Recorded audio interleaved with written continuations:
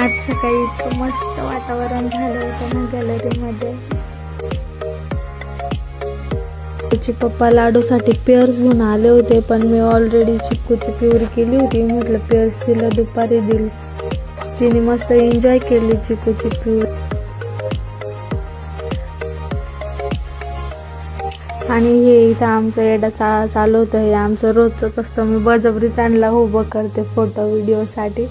त्यांना असलं काय आवडत नाही. गहू उन्हामध्ये टाकायचे होते तर ते खाली नेले.